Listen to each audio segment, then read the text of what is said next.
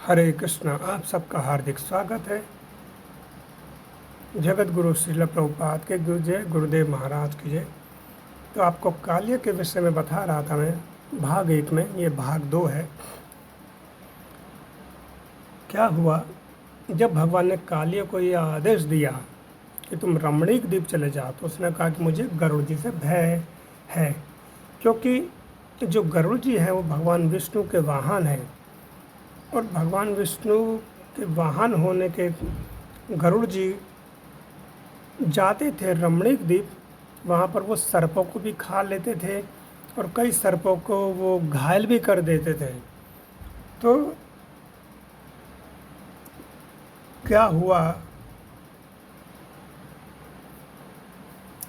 कि सभी नागों ने गरुड़ जी को बुलाया और उनसे मंत्रणा करी, यानी उनसे कहा कि हे गरुड़ जी, आपको हम क्या करेंगे कि एक सर्प की बलि दिया करेंगे और आप सभी सर्पों को घायल मत करिए, सभी को आप पीड़ित मत करिए। तो हम आपको सर्पों की बलि दिया करेंगे, एक सर्प की आपको बलि मिलेगी और साथ में और भी आपको भोजन सामग्री मिलेगी। तो इस तरह से गरुड़ जी मान गए। गरुड़ जी ने कहा ठीक है। तो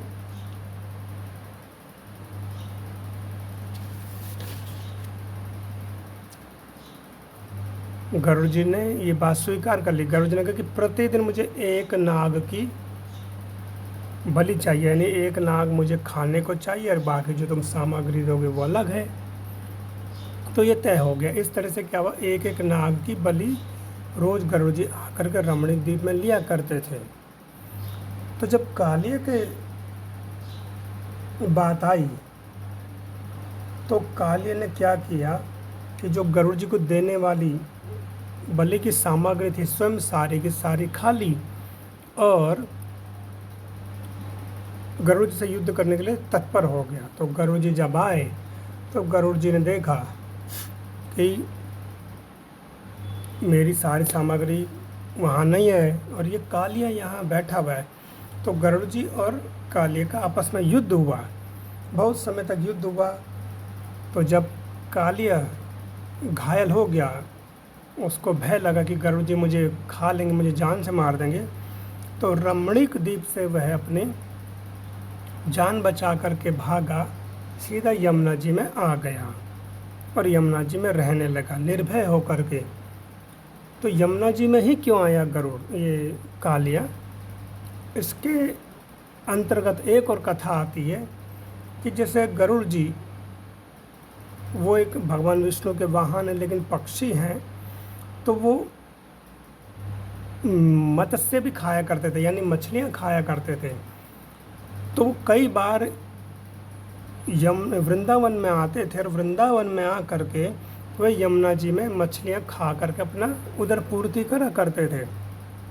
तो एक बार क्या हुआ कि उन्होंने एक बहुत बड़े मत्स्य को पकड़ लिया, यानी नर मछली को पकड़ा। तो वो नर मछली, मीन मछली, जो नर मछली है और मादा मछली आपस में संग कर रहे थे। तो गरुड़ ने क्या किया कि नर मछली को पकड़ करके खा लिया।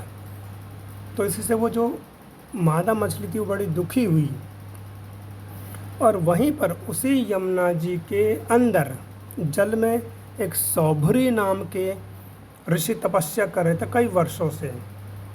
तो उन क्या है कि जब वो जल के अंदर रहते थे तो जल के जो जितने भी जलचर थे यानी जीव थे वो उनके मित्र से हो गए।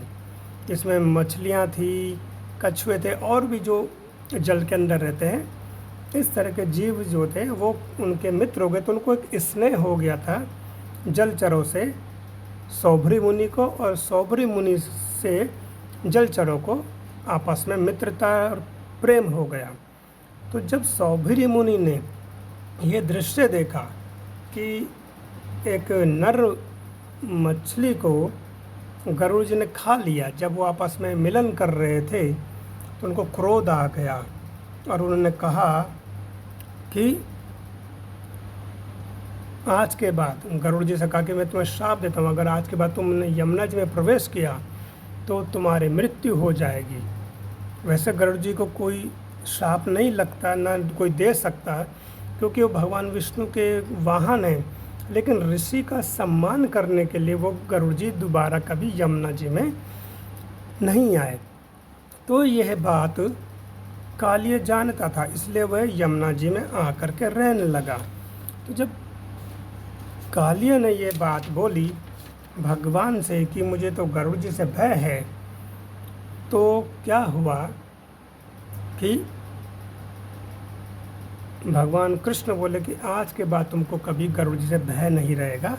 तुम्हारे मस्तिष्क पर, सिर पर जो मेरे चरणों के चिन्ह हैं, उनको देख करके गरुड़ जी तुम्हें पूजेंगे ही, यानी तुम्हारी पूजा नहीं करेंगे एक तरह से, लेकिन जो चरण चिन्ह हैं उनको वो पूजेंगे। इसके कारण तुम पूजनीय हो गए कि जो मेरे चरण चिन्ह तुम्हारे मस्तिष्क पे पड़े हैं। तो ये कह करके भगवान ने अभय दान दिया कालिय को। तो कालिय अपनी नाग पत्नी के साथ वृंदावन को छोड़ करके चला गया। तो ये आपको कालिय के विषय में बताया। तो ऐसा क्या कारण रहा कि नागों के शत्रु बन गए गरुड़ जी, जबकि गरुड़ जी और नाग आपस में भाई भाई हैं।